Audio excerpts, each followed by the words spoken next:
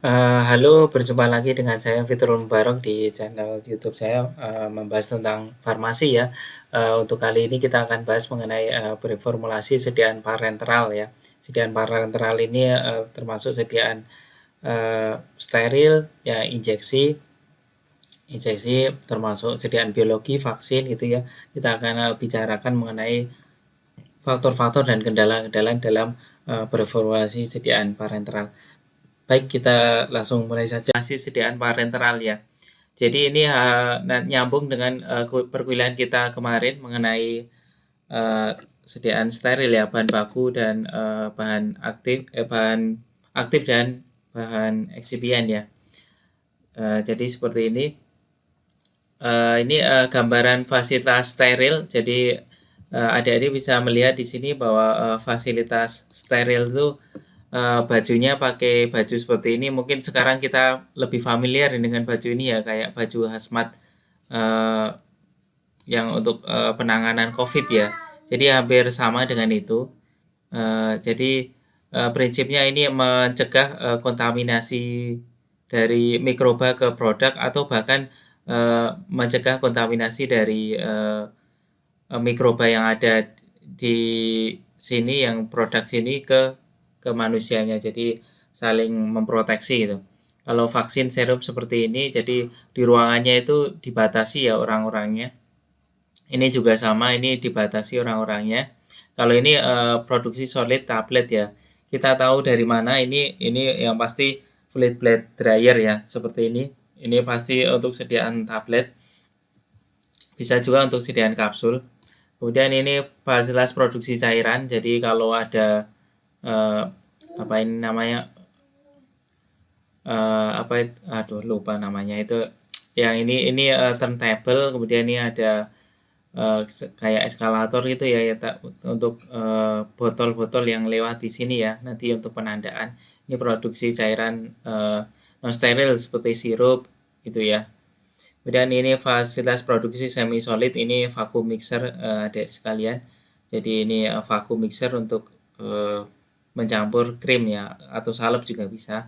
Ini fasilitas injeksi steril seperti ini. Jadi ini produknya di dalam suatu ruangan ya. Ini sebutnya RABS ya, Restricted Area Barrier System. Jadi untuk melindungi produk dari kontaminasi, karena kita tahu bahwa produk steril termasuk vaksin, kemudian injeksi itu semuanya rawan terhadap kontaminasi ya. Kalau ada kontaminasi nanti akan membahayakan pasien ke depannya.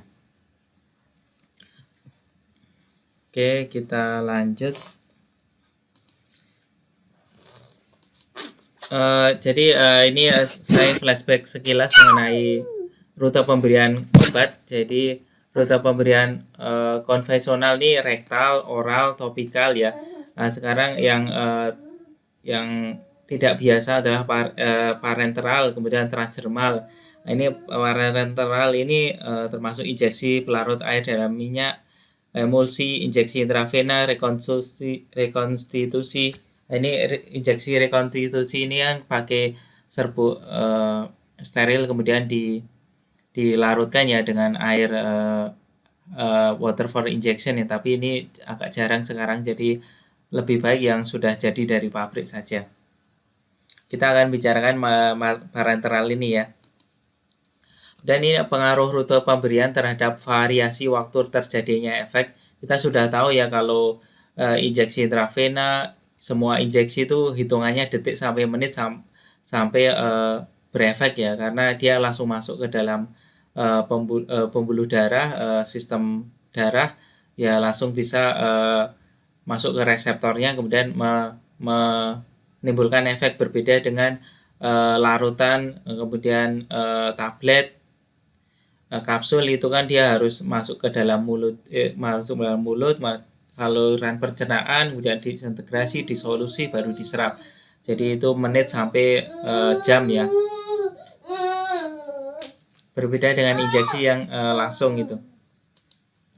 Dan ini contoh bentuk sediaan parenteral volume kecil atau small parenteral volume yang kemarin kita sudah bicarakan. Kalau SPV itu kurang dari 100 mili, Kemudian ini bentuk sediaan parenteral volume besar atau LPV ya, large parenteral volume. Kemudian bentuk sediaan tetes mata, ini termasuk yang steril. Ada tetes mata, ada salep mata itu ya.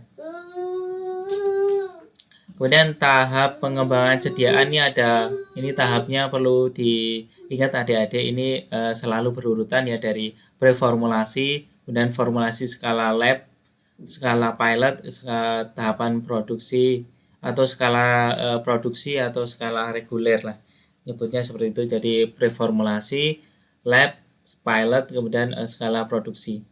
Modifikasi skala kecil menjadi skala besar perlu dilakukan karena jumlah bahan yang digunakan dalam volume besar. Jadi perlu diketahui adik-adik, waktu kita formulasi skala lab atau pilot itu belum tentu itu diaplikasikan ke skala produksi itu berhasil karena jumlah bahan yang digunakan itu berbeda, alat-alatnya juga berbeda.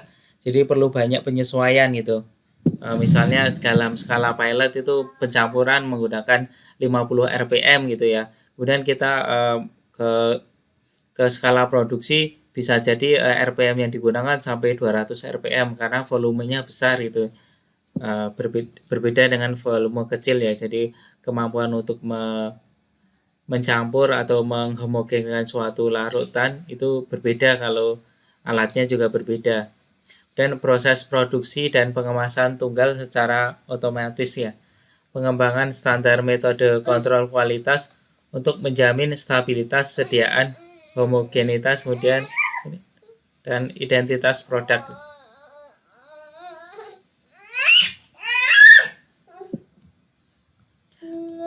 Kemudian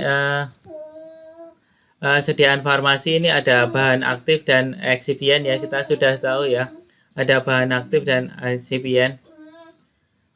Preformulasi ini ada studi sifat fisika dan kimia bahan,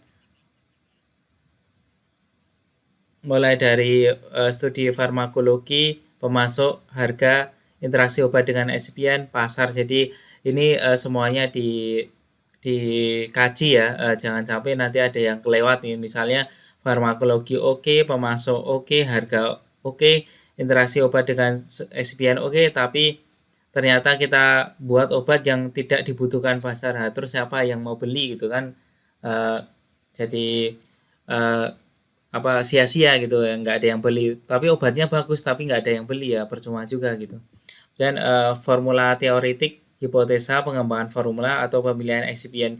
Jadi biasanya bagian R&D sudah punya ini ya, semacam kamus ya untuk formula ini bahannya apa aja itu. Kemudian kalau kita akan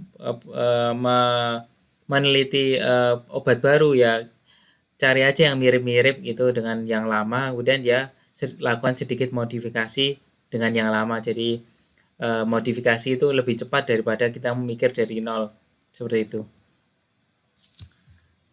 Dan eksperimen lab ya, jadi ada analisis hambatan, titik kritis proses, kalau kita di CPOB namanya critical quality attribute dan kontrol proses parameter ya.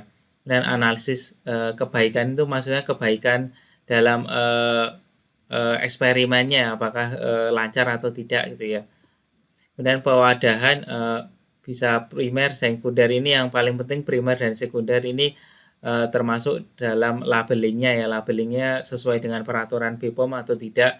Dan labelingnya juga disesuaikan agar menarik bagi konsumen itu.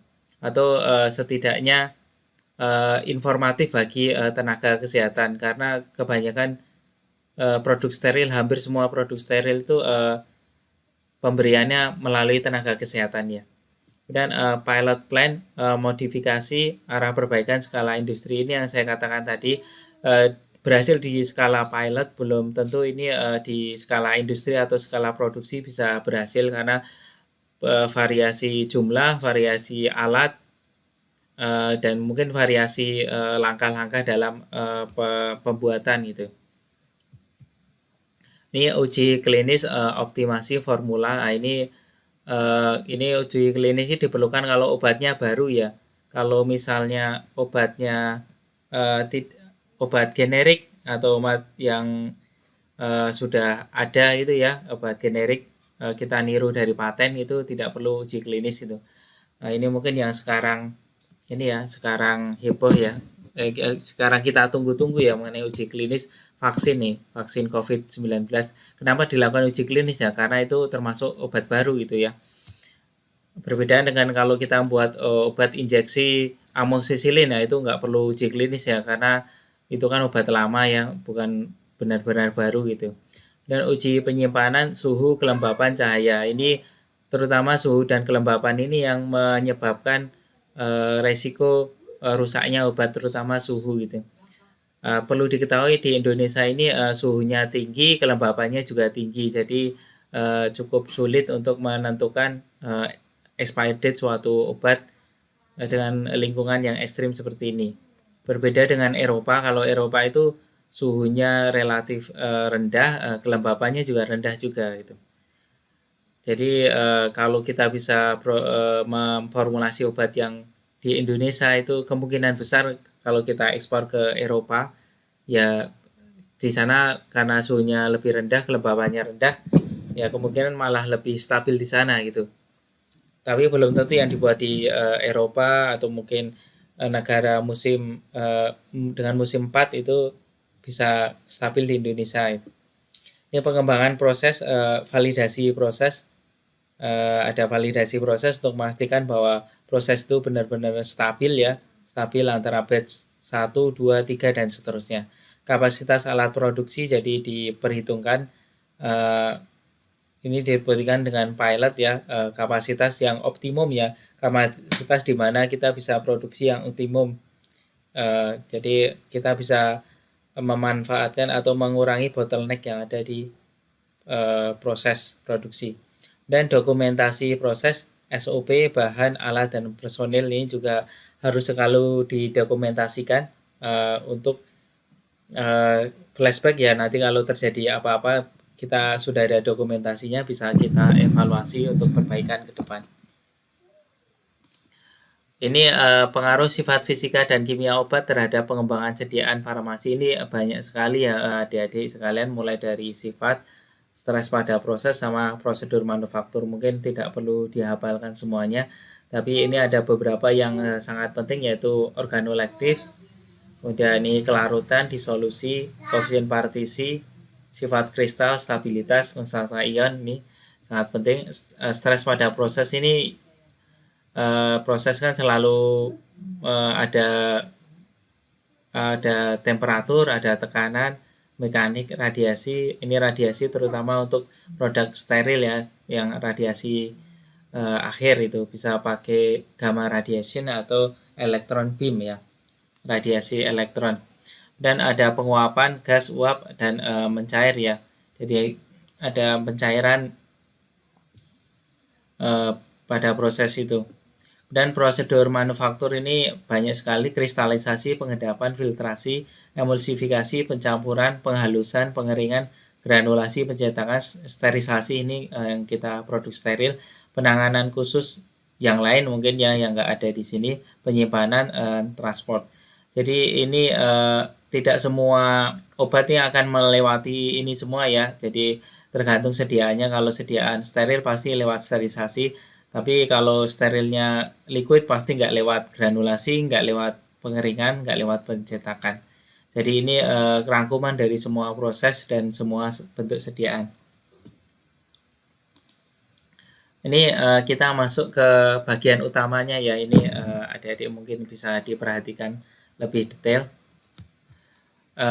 Preformulasi ini bentuk sediaan steril ya. Kita tahu injeksi volume kecil atau SPV.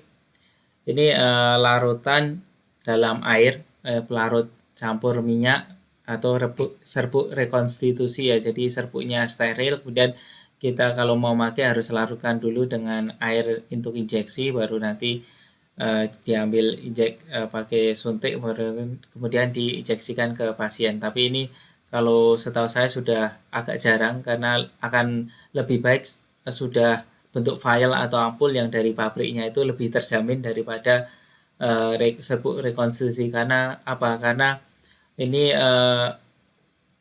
pelarutan rekonstruksi ini tergantung dari orangnya juga. Kalau orang yang terlatih sama yang baru belum tentu sama itu untuk menentukan titik akhir pencampuran di mana volumenya berapa itu kan semuanya tidak bisa dipastikan secara tepat ya karena setiap yang melarutkan beda-beda orang gitu. Tapi kalau kita beli dari pabrik memang ada variasi juga, tapi itu lebih kecil karena di dalam pabrik sudah di apa namanya di sudah dilakukan kontrol proses ya untuk mengecilkan jumlah variasi itu ya. Dan injeksi volume besar atau infus LPV ya larutan dalam air ini kalau kita infus kalau pernah stok opnam ya kita selalu lihat ada infus itu yang digantung. Ini termasuk LPV large parenteral volume ya. Berarti lebih dari 100 mili ya. Semi solid steril untuk penggunaan apa saja ini kan semi solid steril untuk mata ya rata-rata untuk mata salep bisa krim bisa gel ya rata-rata bentuknya salep ya karena salep ini basisnya minyak sehingga dia bisa melekat lebih lama kontaknya di mata daripada bentuknya krim dan gel. Jadi kalau kontaknya lebih lama di mata diharapkan dia efeknya lebih lebih lama ya, atau lebih optimal untuk mengobati mata ya misalnya untuk salep antibiotik gitu ya antibiotik misalnya punya penyakit mata infeksi mata atau timbilan gitu kan dikasih salep ya supaya nanti sembuh kalau ini kontaknya lebih lama jadi kalau kontaknya lebih lama antibiotiknya bisa bekerja dengan optimal di tempat infeksi mata itu. Dan obat tetes ini bisa larutan tablet rekonstitusi ini saya belum pernah melihat ini secara teori ada ya tapi ini emang jarang sekali. Ini kalau nggak salah bentuknya ini ya semacam tablet itu di ya steril juga kemudian harus dilarutkan di air gitu sehingga nanti itu airnya untuk tetes mata itu tapi saya belum pernah melihat juga ini di sini. Jadi saya juga agak kesulitan nanti kalau menjelaskan detail bentuknya kayak apa itu karena setahu saya jarang juga ini di Indonesia. Dan sediaan padat steril tablet implan atau susuk itu ya susuk untuk KB itu termasuk yang steril. Ini hal yang penting dalam formulasi itu ketepatan pemilihan bentuk sediaan ya, stabilitas obat sama kompatibilitas atau kecocokan sediaan, kecocokan antar bahan, kemudian kecocokan sediaan dan tubuh ya. Ini karena kita tahu bahwa sediaan parenteral itu harus isohidris, isotonis, isohidris kan berarti pH ya, isotonis berarti bukan minuman ya tapi isotonis berarti tekanan ya tekanan dari cairan itu sama atau mirip dengan tubuh kemudian tidak iritan atau tidak alergenik jadi ini penting ya adik-adik isohidris dan isotonis ini kita nanti lihat detailnya di slide belakang ya dapat diterima pasien ya, ini kita juga harus dapat diterima pasien harus dapat diterima pasar juga supaya ada yang beli gitu. Dan dasar pembuatan sediaan farmasi, dosis dan sifat kimia dan fisika bahan aktif, kemudian tujuan pengobatan, rute pemberian, usia konsumen pengguna sediaan obat ya. Dan bahan aktif ini bahan obat dengan dosis terapi dan tujuan pengobatan tertentu. Jadi kita harus mengukur ya bahwa bahan aktif ini masuk dalam rentang terapi ya. Kita sudah tahu beberapa sudah ada tabelnya ya bahan aktif itu dia dapat berefek ke manusia, memberikan efek optimal pada rentang berapa itu sudah ada. Dan bahan aktif, bahan yang ditambah bahan aditif bahan aditif itu bahan yang ditambahkan untuk membuat bentuk sediaan agar sesuai dengan standar dan spesifik yang telah ditentukan ya. Stabil, efektif, dan aman dalam penggunaan. Jadi bahan aditif ini bisa berupa pengawet, bisa berupa buffer, pelarut dan peningkat kelarutan dan yang lain-lain. Ini preformulasi ini studi proses optimasi suatu sediaan ya. Jadi ini dilakukan di R&D. Jadi melakukan optimasi sediaan. Jadi setahu saya kalau R&D dia melakukan preformulasi tidak sekali berhasil gitu ya. Jadi dia perlu beberapa kali trial error baru nanti dengan berbagai kesalahan itu dievaluasi dan diperbaiki proses formulanya. Penentuan dan identifikasi sifat-sifat fisika dan kimia agar aman gitu ya. Identifikasi interaksi antara komponen dalam formula sediaan aktif. Jadi jangan ada interaksi misalnya dari dextrose ke misalnya ke zat aktifnya sehingga menggumpal. Nah itu tidak boleh ada gitu ya. Dan identifikasi kontinuitas keberlangsungan ya pemasok bahan baku maupun bahan pembatu. Jadi ini kita sudah dapatkan formula yang sifat kimianya aman, kemudian tidak ada interaksi, tapi pemasoknya itu tidak konsisten dan tidak ada itu. Jadi nanti akan menyulitkan dalam produksi regulernya gitu nanti. Atau bahan-bahan yang kita formulakan ini bahan-bahannya susah dicari. Jadi se Indonesia cuma ada yang satu yang jual lah, itu akan repot nanti dalam menjamin keberlangsungan pemasok bahan ya, karena ini penting untuk keberlangsungan produksi ke depan. Ini bagan ini ya, bagan pembuatan rancangan preformulasi ya, preformulasi obat. Ini penerimaan bahan aktif sediaan untuk obat baru. Pengusulan bentuk sediaan untuk obat baru ini pemeriksaan sifat kimia dan fisika tadi sesuai tadi, didapatkan informasi yang sesuai dengan informasi kurang kebutuhan ditambah dengan data pustaka. Kemudian dia bisa cabang ke sini atau ke sini. Ini bisa tes pemeriksaan sifat kimia, pemeriksaan makroskopik, mikroskopik, pemeriksaan sifat polimorfifa, sulfat, hidrat. Ini semua sifat fisika diperiksa ya. Kemudian tes biologi, bentuk normal, polimorfia menjadi ester. Ini biologi juga dicek karena obat steril ini obat steril ini kan masih masuk ke dalam tubuh ya, dan dia sifatnya cepat menimbulkan efek, jadi harus diperiksa biologinya ya. Kemudian ini dilakukan uji stabilitas, cek ulang terhadap keseragaman efek, dibuat obat dengan bahan pembantu yang sesuai dengan stabilitas yang baik gitu. Ini persiapan rencana kerja dan laporan preformulasi final untuk produksi obat baru. Jadi bisa dilihat dari tabel ini runtutan dari preformulasi itu panjang sekali ya, dan panjang, dan apalagi obat steril regulasinya sangat ketat sekali.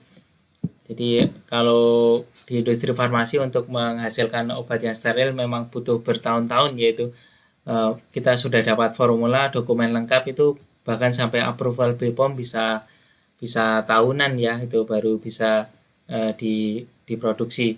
Kecuali untuk obat-obat yang kondisinya emergency yang kayak sekarang ini COVID ini, dia pasti BPOM melakukan kebijakan ya supaya mempercepat ya, karena memang dibutuhkan oleh masyarakat ya. Berbeda dengan obat-obat steril yang di pasaran itu sudah ada dan secara nasional itu tidak begitu mendesak, itu nanti akan melewati jalur normal yang bisa bertahun-tahun gitu. Tapi kalau kondisi pandemi ini dan masyarakat membutuhkan gitu ya, itu bisa lebih cepat. Ini preformulasi sediaan parenteral, jadi pengembangan formulasi sediaan parenteral. Ini tantangannya banyak sekali, mulai dari larutan ini yang paling sering ya, karena kelarutan ini bisa kita lihat dengan mata ya, bisa kita lihat. Jadi kalau di industri farmasi nanti produksi rutin juga akan ada pengecekan larutan itu ya secara visual dengan mata. Jadi banyak operator di sana yang di bagian pengemasan itu dia di bawah ada sinarnya itu dia melihat sediaan infus ini masih ada yang tidak terlarut enggak itu. Ada juga yang menggunakan mesin gitu ya.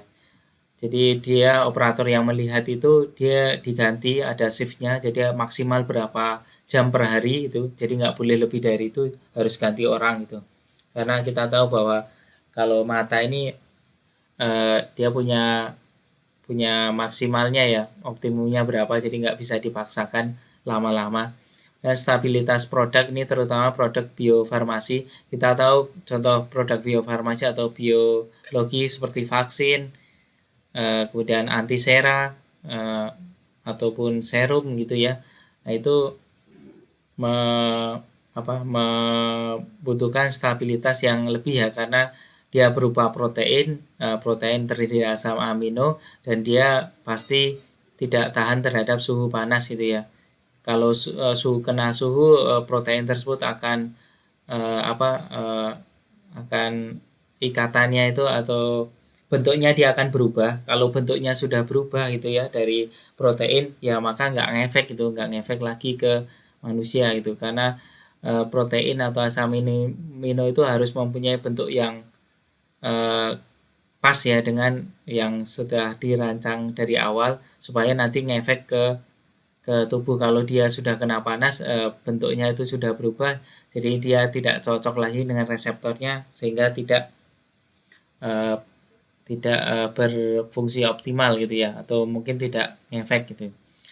Penghantaran obat manufacturability jadi kemampuan untuk memproduksinya jadi berarti disesuaikan dengan kemampuan industrinya itu dari mesin gitu ya dari line produksi seperti itu. Kemudian regulasi kita tahu bahwa regulasi CPOB ini makin lama makin ketat apalagi untuk produk steril itu.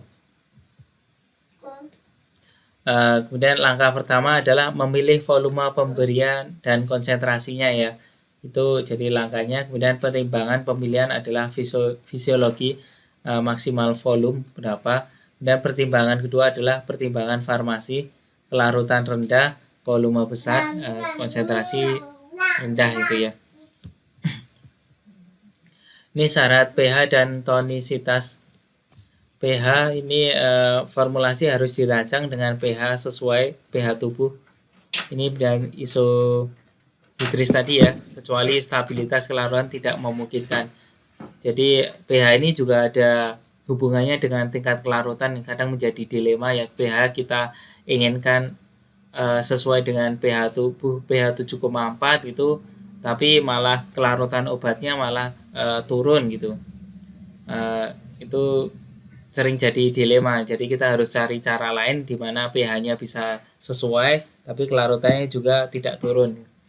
Biasanya pH dipilih pH maksimum untuk stabil atau solubilitas pH yang ditolerir tubuh. Nah, pH fisiologis yang diterima pH-nya 7,4 ya. Kita sudah bahas kemarin nih 7,4.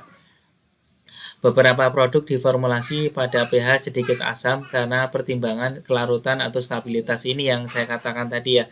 pH-nya ternyata dia harus milih pH yang asam untuk meningkatkan kelarutan daripada ya pH-nya dipaksakan 7,4 tapi nanti nggak larut di sini karena pH ini lebih sedikit bisa ditolerir ya dibandingkan kelarutan. Kalau kelarutan ini kan berhubungan dengan efek terapi ya, efek terapi dosis efek terapi gitu.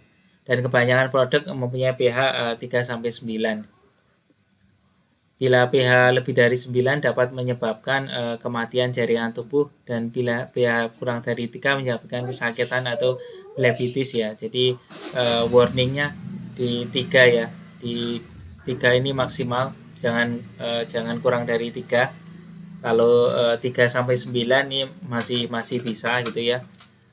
Tapi ini kalau dari Badan POM juga nanti akan mengkritisi ini juga kalau melakukan registrasi ya.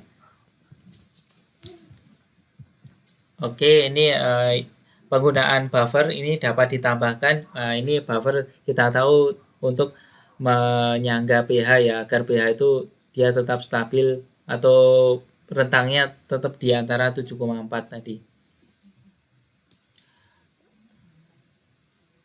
Nah ini dan sangat dihindari bila api itu aktif pharmaceutical ingredient atau bahan aktif itu berbentuk garam ya. Jadi kalau garam ini sangat dihindari, nanti dia bisa tidak terbentuk garam sehingga nanti dia mengurangi efektivitas dari obatnya gitu. Dosisnya bisa turun kalau berbentuk garam. Buffer yang sering digunakan pada sediaan parenteral adalah fosfat, sitrat, atau asetat. Ini yang sering kita bicarakan ya. Dan fosfat digunakan untuk mendapatkan pH mendekati pH fisiologis. Sitrat juga digunakan untuk mendapatkan pH yang lebih rendah. Jadi sitrat ini asam sitrat ya. Asam sitrat, atau kalau kita beli di warung-warung sitrun itu ya, asam sitrat untuk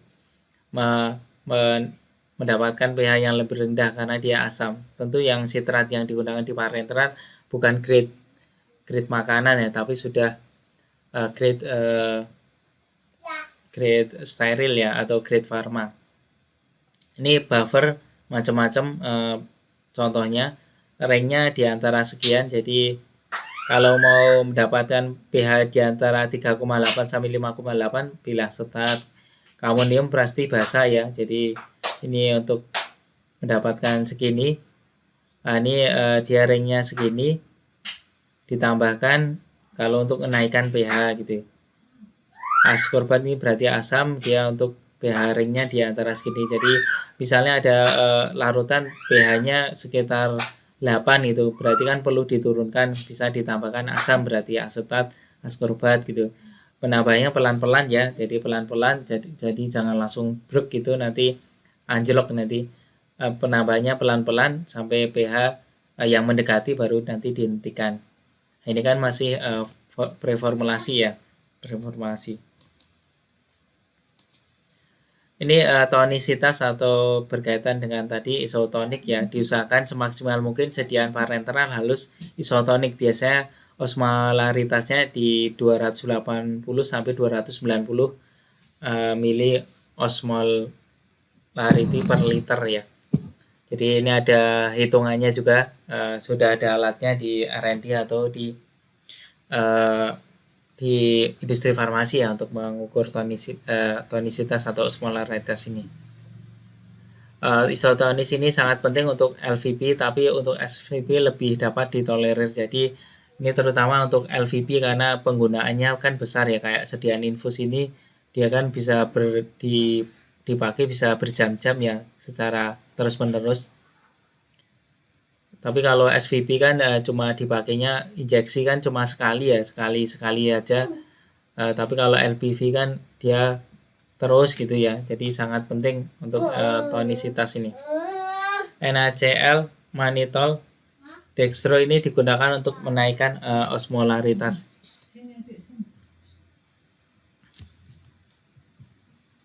Ini pertimbangan sterilitas, sediaan parenteral harus steril ya, ini wajib ya. Tidak boleh ada kontaminasi mikroba baik virus, jamur maupun bakteri.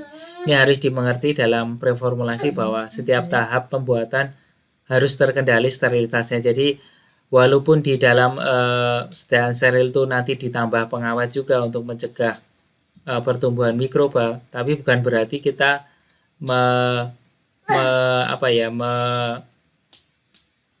kalau bahasa Jawa jaga dari pengawet saja itu. Dia hanya bertumpu pada pengawet saja. Jadi wah ini nyampurnya biasa aja lah, nanti kan ditambah pengawet nggak akan tumbuh mikroba ya, nggak gitu juga. Jadi setiap tahap dari ini tetap harus dikendalikan ya.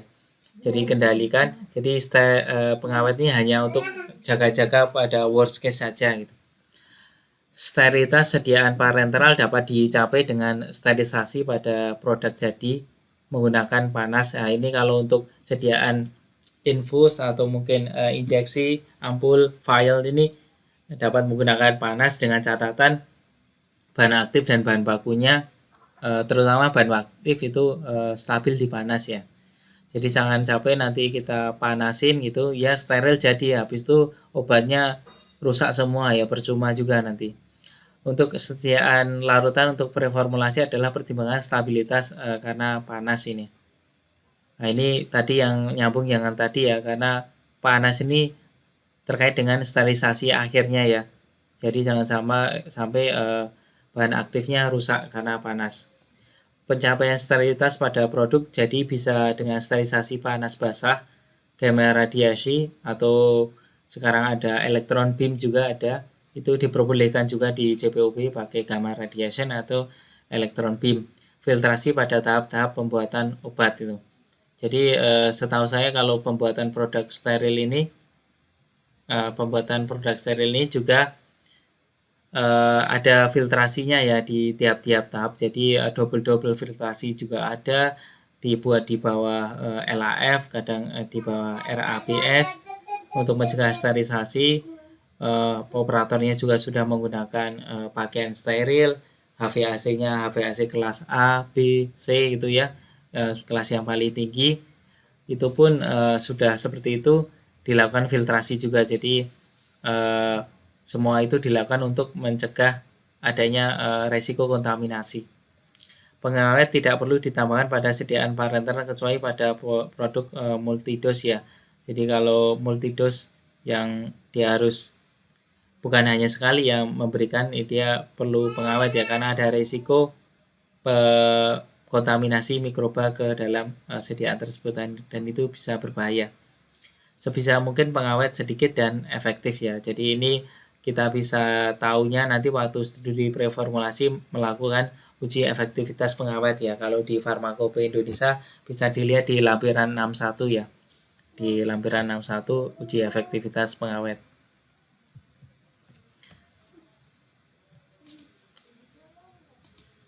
Ini pengawet yang sering digunakan dalam sediaan parenteral, bensil alkohol, klorbutanol, metilparaben, propiparaben. Ini pasti sudah tahu ya ini. Metilparaben nipagin, kalau propilparaben nipasol. Fenol thiomersal ini metilparaben ini sangat banyak sekali ditemukan kalau kita nyari ya. Ini kita lanjut ke air untuk farmasi ya. Kenapa ini sangat penting adik-adik? Karena kita tahu bahwa untuk pelarut ideal di industri farmasi, terutama produk steril, idealnya adalah air, karena mudah ditemukan dan tidak toksik gitu, dan relatif lebih murah gitu.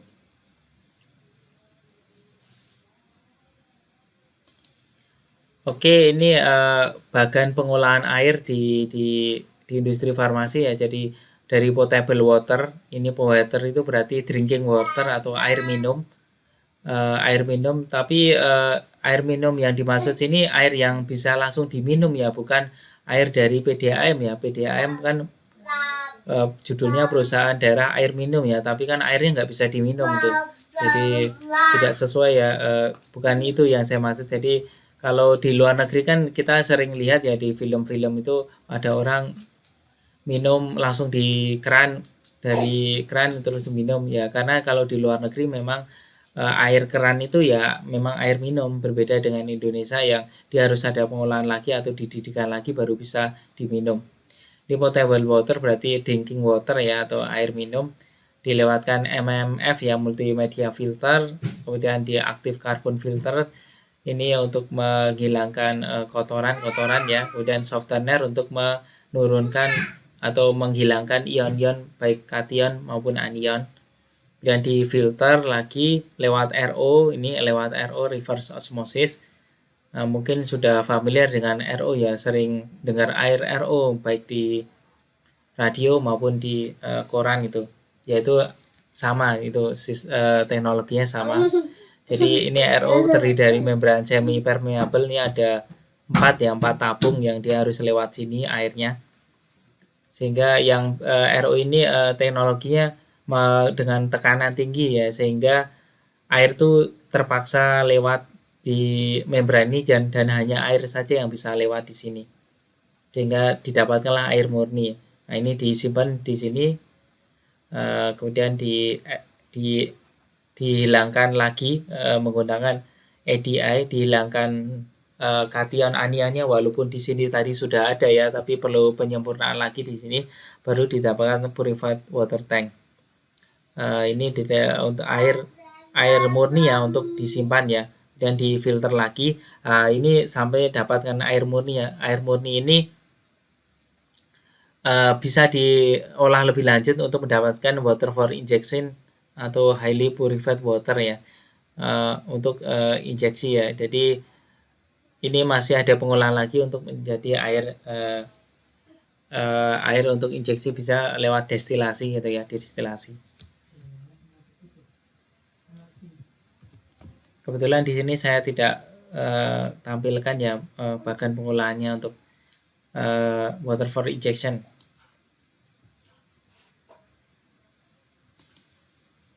Begini sistem pemurnian air ini sama dengan tadi ya, ini cuma saya ubah menjadi bentuk bagan potable water atau karbon sampai ke purified water ya. Ini untuk menjadi purified water atau air murni, lanjutkan lagi ke pengolahan berikutnya untuk mendapatkan water for injection.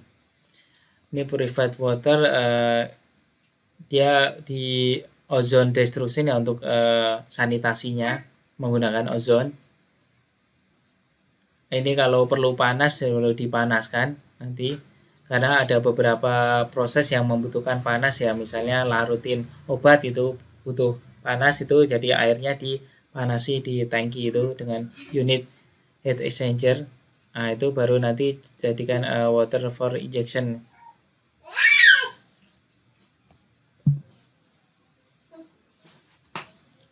Oke, kita lanjut.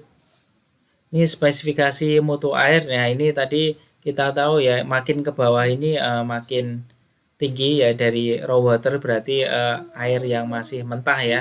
Jadikan air minum potable water, purified water air murni, kemudian menjadi highly purified water, kemudian tingkatnya lebih tinggi lagi water for injection atau air untuk injeksi, baru bisa untuk beberapa proses yang lain tuh. Ini bisa dilihat bahwa highly purified water sama water for injection ini speknya berbeda, tapi mirip-mirip juga ini. Ini dapat dilihat, ini sebenarnya hampir mirip semuanya ya. Cuma ini agak berbeda di sini. TOC-nya mirip juga.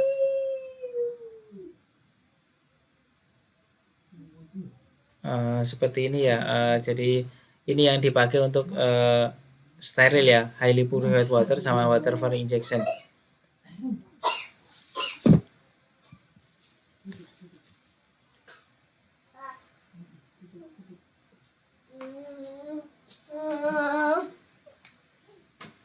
Ini bisa dilihat kalau highly purified water sama water for injection bedanya hanya di nitrat doang ya.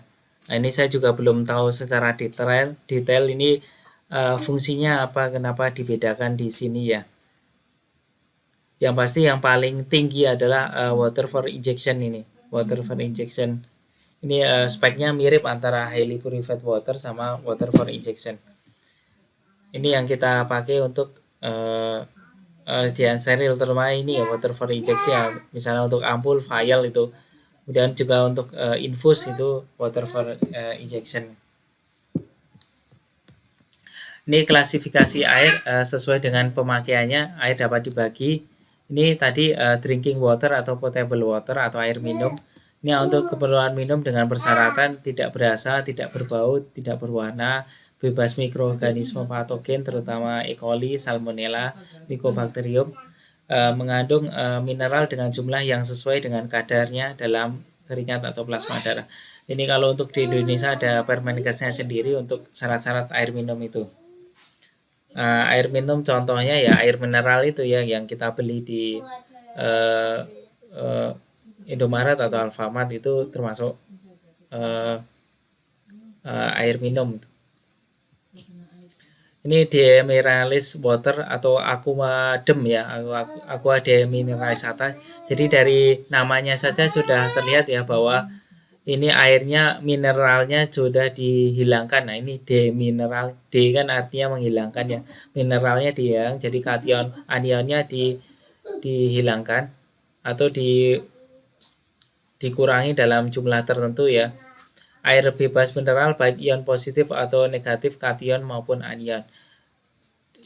Aquadem ini juga memenuhi persyaratan mikroorganisme sama dengan seperti air minum dengan konduktif maksimal segini ya. Nah, ini kalau setahu saya dari pengolahannya dari potable water kemudian ke aqua demineralisata ya. Baru nanti lanjut ke RO, ADI gitu. Ini tapi aquadem ini tidak dapat digunakan untuk farmasi ya, adik-adik. Ini perlu diketahui semuanya bahwa air aquadem itu tidak boleh untuk kosmetik untuk farmasi ya, tapi untuk kosmetik mungkin obat tradisional masih boleh ya. Tapi kalau untuk farmasi tidak boleh. Kenapa? Karena tidak dapat mencapai persyaratan conductivity kurang dari 1 mikrosiemens karena adanya ikatan resin positif dan negatif yang menjadi jenuh. Jadi penghilangan kation dan anion ini melalui kation bed sama anion bed dan mixed bed gitu ya. Jadi dia sebagus apapun itu tidak dapat mendapatkan conductivity di bawah 1. Jadi ini parameter untuk mengetahui adanya ion ya, ion. Jadi kalau makin kecil berarti air tersebut ionnya sudah tidak ada baik yang positif maupun negatif, makin kecil kita. Tidak dapat mencapai persyaratan mikroakun 100 CFU karena proses penukaran ion bukan merupakan proses sterilisasi. Jadi ini kation sama anion ini hanya menghilangkan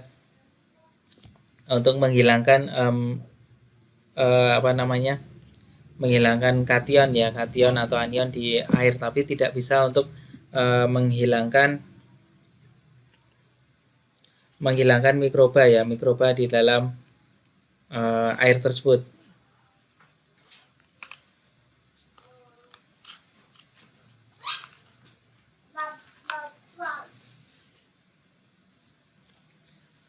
Baik, kita lanjut. Tidak dapat mencapai persyaratan TOC atau organic compound karena kandungan gas CO2 masih tinggi. Jadi TOC ini perlu diturunkan. Jadi jumlah karbon di dalam air ini perlu diturunkan. Kenapa? Karena karbon ini kita tahu ya, karbon ini merupakan makanan ya, makanan dari mikroba itu. Jadi kalau karbonnya tinggi itu mikroba cepat tumbuh di situ ya. Mungkin adik-adik pernah mengalami ya, kalau kita beli air mineral dari merek-merek tertentu itu kita minum, kita tutup mungkin 2 hari atau 3 hari kan tidak ada baunya gitu ya, bau air yang nggak layak minum. Nah, tapi kalau berbeda dengan kita memanaskan air sendiri, jadi kita minumnya sehari-hari menggunakan air dari tanah misalnya gitu ya, dan kita lakukan masak air gitu ya, masak air sampai mendidih, kemudian masukkan botol, kita minum gitu ya, mungkin hari besoknya sudah ada bau-bau nggak enak ya, sudah menunjukkan bahwa itu tidak bisa diminum ya. Tapi kalau air mineral kok nggak seperti itu. Nah, itu terletak pada TOC-nya ya, TOC-nya. Karena TOC untuk air mineral itu dibatasi itu ya, diturunkan sekecil mungkin sehingga walaupun nanti ada mikroba jatuh masuk ke dalam air tersebut, dia tidak dapat berkembang biak dengan optimal ya, karena nggak ada makanannya gitu. Berbeda dengan air minum yang kita olah sendiri ya, itu kan pasti TOC-nya tinggi karena banyak makanan mikroba di situ ya. Jadi satu bakteri masuk ke situ ya, dia langsung berkembang biak dengan cepat karena makanannya banyak. Ini air purified water, ini air yang banyak digunakan di industri farmasi, bukan banyak ya, wajib digunakan, harus selalu ada. Ini air murni dihasilkan dari serangkaian proses untuk menghilangkan bau, rasa, warna, kesadaan, ion positif dan negatif menggunakan water softener, ion exchanger, mixed bed, RO sistem, dan UV ya. UV ini untuk membunuh mikroba, juga ada UV yang diinstal di dekat ozon untuk mendestruksi ozon. Jadi ada 2 UV ya. Ada UV yang diletakkan di habis RO itu untuk membunuh ya atau disinfeksi. Kemudian ada yang RO yang ditempatkan di dekat ozon generator untuk mendestruksi ozon menjadi oksigen ya. Kualifikasi purified water harus memenuhi persyaratan EP atau USB ya, USB terakhir USB 41 ya, ini mohon maaf belum diupdate, di recycle terus selama 24 jam non-stop gitu ya.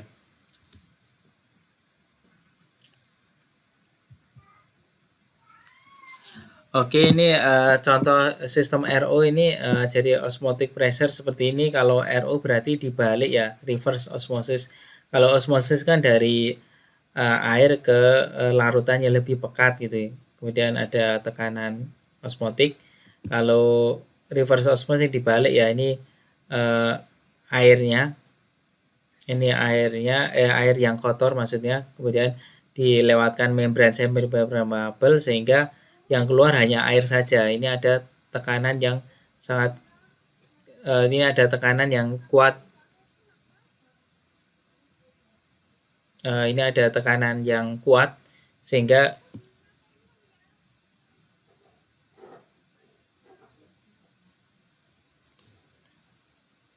oke, maaf ada gangguan. Oke, sudah berhenti nampaknya. Oke, lanjut. Ini bagannya hampir sama dengan tadi ya, dari feed water atau raw water sama aja. Pretreatment, membran, RO, kemudian mendapatkan air. Ini lebih sederhana daripada yang tadi. Ini klasifikasi air ya, ini perlu diketahui adik-adik nanti supaya tahu ya, air untuk injeksi atau nanti kalau adik-adik bekerja di rumah sakit, air yang digunakan tuh air apa sih untuk obat ini, untuk obat infus ini, obat misalnya obat suntik ini gitu. Ini air murni yang dihasilkan dengan sarana seperti purified water kecuali mixed bed diganti ADI. Jadi mixed bed tadi diganti ADI atau kombinasi ada mixed bed sama ADI juga bisa sih. Sehingga kadar logam berat dan nitrat dapat ditekan rendah. Tadi kalau nggak salah 0,1 ya ppm. ADI ini pengikatan ion dalam air dengan menggunakan elektroda yang beri arus listrik. Jadi dia untuk menurunkan conductivity dan menghilangkan ion baik positif maupun negatif. Kenapa harus dihilangkan ya? Karena ion ini dianggap sebagai pengotor ya, pengotor di dalam air. Kualifikasi HPV ini highly purified water harus memenuhi persyaratan Pharmacopoeia Eropa dan harus di recycle ya, atau diputar 24 jam nonstop. Kenapa harus nonstop ya? Karena nanti kalau dia berhenti itu memberi kesempatan bakteri untuk tumbuh. Jadi kita tahu bahwa bakteri itu akan sulit tumbuh kalau airnya itu selalu berputar karena dia nggak punya kesempatan untuk berkembang biak atau membelah diri. EDA ini merupakan pengembangan dari ion exchange system di mana sebagai pengikat positif dan negatif elektroda samping resin ya. Elektroda ini dihubungkan dengan arus listrik searah sehingga proses pemurnian dapat berlangsung terus-menerus tanpa perlu regenerasi. Jadi hanya membutuhkan arus listrik saja ya, tidak perlu ganti bahan ya. Kalau di cation bed atau anion bed itu kan kalau cation bed dikasih NaOH, jadi NaOH-nya udah jenuh harus dikeluarkan, ganti NaOH baru gitu ya. Itu kalau pakai cation anion exchanger yang konvensional. Ini klasifikasi air kayak tadi kan highly purified water, nah itu diolah lagi menjadi VFI. Air untuk injeksi dihasilkan dengan cara seperti pada proses HVV ya, jadi lanjutannya ya. Pada proses ini terakhir dilakukan pemanasan dalam tangki tertutup untuk mensterilkan air yang dihasilkan dan selama distribusi pipa, jadi dipanaskan. Kualifikasi VFI harus memenuhi persyaratan Pharmacopoeia Eropa dan Amerika ya, harus di recycle terus-menerus pada suhu 80 derajat sampai digunakan. Jadi ini distribusinya distribusi panas ya untuk water vapor injection. Kenapa distribusi panas ya? Karena nanti untuk mencegah resiko kontaminasi dari bakteri. Kita tahu kalau suhu segitu bakteri pun ada masuk ke air tuh dia ya akan mati itu atau nggak bisa berkembang biak karena suhunya terlalu tinggi. Oke, pirogen free water for injection ini ada lagi, ini air untuk injeksi yang bebas pirogen dihasilkan dari air baku purified water atau highly purified water yang didestilasi sampai 2 kali gitu ya, dilakukan destilasi ini. Dan kualifikasi PW atau water for injection harus memenuhi persyaratan USP dan Farmakope Eropa ya. Sama ini di recycle 24 jam suhu 80 derajat. Ini bisa kita tahu bahwa kalau diputar terus recycle 80 atau looping 80 derajat itu berarti kan energi yang dibutuhkan besar sekali ya. Makanya kita tahu obat-obat injeksi itu rata-rata mahal karena memang pembuatannya itu rumit juga, rumit habis itu membutuhkan energi yang banyak juga sehingga mahal lah, akhirnya jatuhnya mahal. Pasukan air ini raw water, ada 3 jenis air yang dapat dipakai, air pump, air shallow atau well water, deep water atau air permukaan sungai ini juga bisa digunakan untuk pasokan air, tapi tetap harus diolah dulu ya, jadi jangan langsung ini masukkan ke sistem pengolahan air, nanti kasihan sistem pengolahan airnya karena terlalu berat dalam mengolah, jadi lakukan penjernihan dulu, penghilangan kotoran-kotoran dulu sehingga yang masuk jadi air pasokan dia lebih bersih ya, jadi tinggal membersihkan lagi dengan sistem pengolahan air. Variasi mutu dan pasokan air mentah atau raw water yang digunakan memenuhi syarat yang ditentukan dan target mutu air yang dihasilkan. Jadi setiap tahap pengolahan nanti ada target pH, target conductivity tertentu, tapi makin ke sana targetnya makin rendah atau syaratnya makin ketat ya. Demikian pula untuk mutu air menentukan peralatan yang diperlukan untuk pengolahan air tersebut. Jadi kita mau mendapatkan purified water sama highly purified water, nah itu pasti sarannya pasti berbeda ya. Semakin tinggi grade airnya berarti alatnya ya juga semakin banyak, semakin mahal gitu ya. Oke, ini water for pharmaceutical use ini yang kita pakai untuk farmasi itu ada 3, purified water, highly purified water, sama water for injection. Yang tadi pirogen free itu tidak masuk ya dalam kategori water for pharmaceutical use. Ini pharmaceutical grade water requirement, ini hampir sama dengan tadi ya, purified water, highly purified water, water for injection. Ini kalau untuk di Indonesia sendiri FI6 ini sudah saya cek, ini FI6 ini sama isinya dengan USP segini.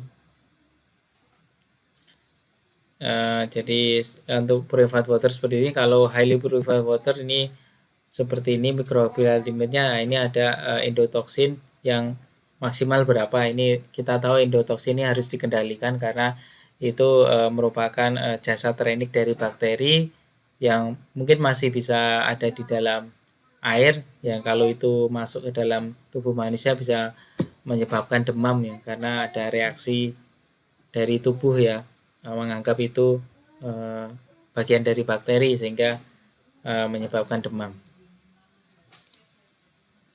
Ini pelarut sediaan air, macam-macam ya. Pelarut sediaan air, pelarut selain air, ini minyak, bisa minyak nabati, minyak kacang, minyak zaitun, macam-macam minyak ya. Minyak harus netral secara fisiologis dan acceptable ya. Dan bilangan asam dan bilangan peroksida yang rendah, tidak bias secara intravena, hanya untuk injeksi intramuskular dan subkutan ya. Larutan suspensi minyak mempunyai waktu kerja yang lama karena dia melepaskannya lebih lama ya dibandingkan sediaan pelarut air. Penyerapan obat dan membebaskan bahan aktifnya juga lebih lambat karena dia pelepasannya juga lebih lambat. Ini pelarut selain air, ini minyak hewan, minyak kaki sapi, diperoleh dari perdagangan hasil pemurnian lapisan lemak kuku sapi dan tulang kaki bawah. Ini kalau dari bahan-bahan hewani ini sekarang juga dipersyaratkan untuk kehalalan juga ya. Jadi Sapi ini memang halal ya, tapi kalau dia didapatkan atau sembelihnya asal-asalan jadi nanti juga haram nanti jadinya. Fraksi yang diperoleh melalui pengepresan dingin digunakan sebagai bahan pelarut obat injeksi yang dapat diterima tubuh tanpa rangsangan. Ini pelarut selain air yang bukan minyak, alkohol, propilen glikol, gliserin, parafin leak, dan etil. Lihat ini jumlahnya juga nggak banyak. Alkohol, propilen gliserin, dan lain-lain dicampur air dan dipakai sebagai pelarut obat suntik ya. Di samping melarutkan ternyata mempertinggi stabilitas obat dan larutan. Nah, ini sama dengan kuliah kita sebelumnya. Jadi ini semacam kosolven ya, meningkatkan kelarutan dan meningkatkan juga stabilitas dari obat. Jadi ini dikasih di formula ini cuma untuk membantu ya, tapi tetap basisnya air ya. Jadi bukan isinya alkohol semua, propilen glikol semua, enggak gitu ya. Ini hanya ditambah saja. Oke, ini terima kasih pemirsa telah mendengarkan penjelasan saya mengenai sediaan reformulasi sediaan parenteral atau sediaan injeksi steril. Semoga bermanfaat untuk pemirsa semuanya. Untuk video-video lain saya mengenai validasi proses, CPOP, validasi pembersihan, dan topik farmasi lainnya dapat dicek di YouTube saya, dapat di-search di-search kemudian dengan kata kunci farmasi atau farmasi industri, nanti dapat melihat pembahasan saya mengenai topik-topik di industri farmasi. Terima kasih semuanya atas atensinya. Selamat berjumpa kembali.